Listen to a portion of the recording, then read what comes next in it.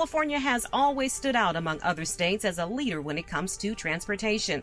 On any given day, Californians travel across more than 50,000 miles of freeway lanes that the California Department of Transportation, commonly called CalTrans, is responsible for maintaining. But some observers say that upkeep of the roads that have historically been the lifeblood of the state's economy is unequal. Roads in poorer neighborhoods are often in more disrepair than in affluent areas.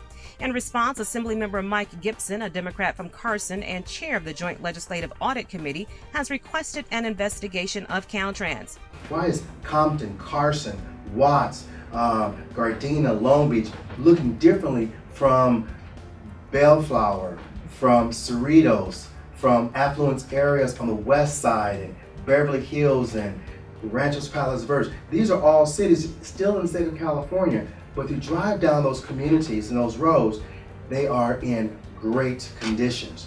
The review comes at a time when politicians in Sacramento are floating a number of competing proposals on how to improve transportation in the state.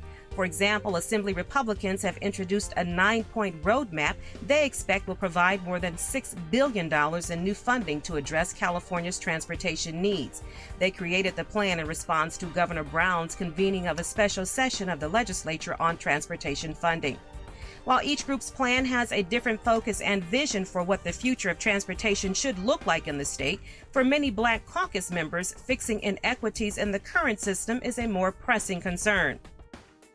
Despite anecdotal evidence of disparities in the upkeep of roads, CalTrans maintains that it is playing fair.